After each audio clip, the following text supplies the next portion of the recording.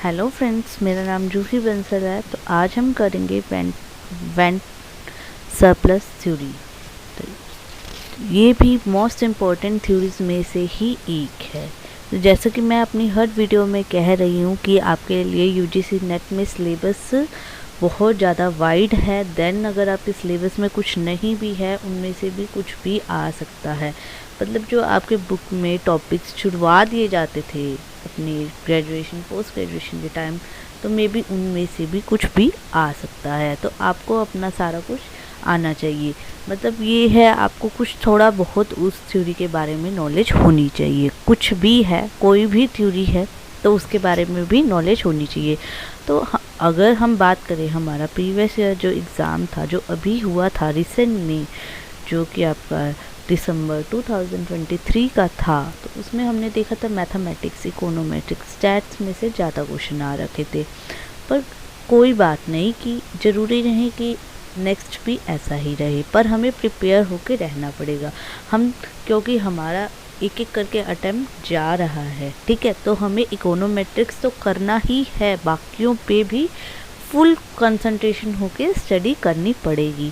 मतलब कि अगर हमें मैथमेटिक्स, मान लो अगर आपके एग्जामिनेशन में 40 क्वेश्चन मैथमेटिक्स के आए हैं 100 में से, तो ज़रूरी नहीं कि 40 आए नेक्स्ट टाइम भी। अगर आते हैं चलो कोई बात नहीं, पर हमें प्रिपरेशन दोनों में ही फुलेस्ट करनी है, 100% से भी ज़्यादा 200% करनी है।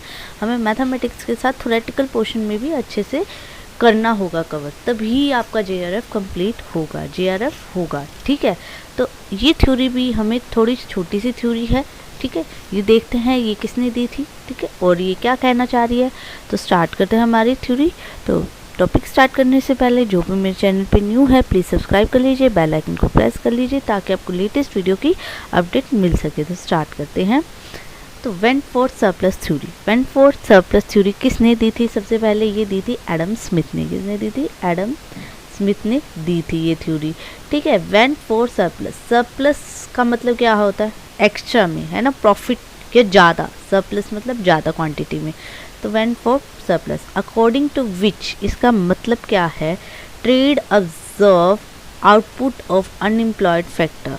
जो ट्रेड है वो ऑब्जर्व करेगा अनएम्प्लॉयड फैक्टर से, जो भी हमने आउटपुट बनाया है वो भी क्या करेगा? ट्रेड ऑब्जर्व कर लेगा। स्मिथ ने क्या कहा है? When the produce of a particular branch of industry exceed what the demand of country require, surplus must be sent to. मतलब मान लो हमें हमारी कंट्री की डिमांड थी, अब ये थ्योरी में क्या कह रहे हैं, मान लो हमारी डिमांड थी 100, ठीक है, हमारी कंट्री की, यानी होम कंट्री की डिमांड थी 100, ठीक है। अब हमने डिमांड तो कर ली, पर हमारा जो आउटपुट है वो हमारा कितना हुआ था? 200। अब हमने 100 की डिमांड तो कंप्लीट कर दी, पर अब जो लेफ्ट 100 बचा है उसका क्या करेंगे? अब ये क्या है? 100 हमारा, ये हमारा है सरप्लस, ठीक है। ये सरप्लस को क्या करेंगे हम? अब ये सरप्लस को कहाँ लेके जाएंगे? फॉरेन मार्केट में लेके जाएंगे, जहाँ पे ट्रेडिंग होगी, ठीक है। सरप्लस सेंट होगा अब्रोड में, ठीक है, एंड एक्सचेंज फॉर समथिंग, मतलब हम उसके बदले में कुछ और ले लेंगे जो हमें चाहिएगा, ठीक है। विदाउट सच एक्सपोर्टेशन, मतलब अगर हम ये नहीं करते हैं, a part of productive labour must be cheeses and value of its annual product use diminish. मतलब अब ये क्या होगा? जो 100 है अगर हम एक्सपोर्ट नहीं करते हैं तो वो क्या होगा? वो वेस्ट हो जाएगा। इससे हमारी लेबर की प्रोडक्टिविटी भी कम हो जाएगी। तो कहते इससे अच्छा है अगर हमारे पास ज़्यादा बन ही गया है, हम क्यों ना उसे एक्सपोर्ट कर दें।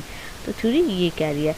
In other words, the theory state that in the absence of trade there will be surplus productive capacity रहती है, ठीक है, हमारे पास ज़्यादा surplus है, ठीक है। When foreign trade started, it will not require any transfer of resources away from domestic production।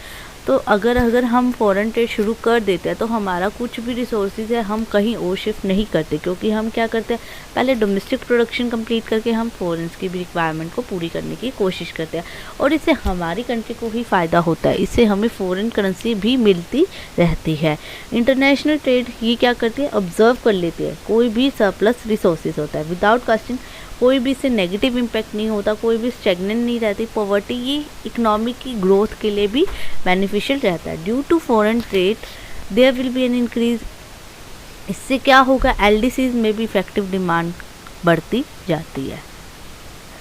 It enable the LDCs to explore wider market. इससे क्या होता है, लेस डेवलप कंट्री भी वाइडर मार्केट एक्सप्लोर कर सकती है, अपनी मार्केट बना सकती है और कंज्यूम कर सकती है कैपिटल गुड्स भी फॉरेन कैपिटल से। Further Adam Smith hall mint consider this approach to be ये मोर अप्रोप्रिएट किसके लिए है, लेस डेवलप कंट्रीज के लिए। तो ये छोटी सी ही थ्योरी थी जो कि वेंट फॉर सरप्लस थ्योरी थी, जो किसने, एडम स्मिथ ने दी थी। तो ये आपको आनी चाहिए। तो ये इसी के साथ हमारी वीडियो ख़त्म होती है। टॉपिक अच्छा लगे तो लाइक एंड सब्सक्राइब जरूर करें। Thank you.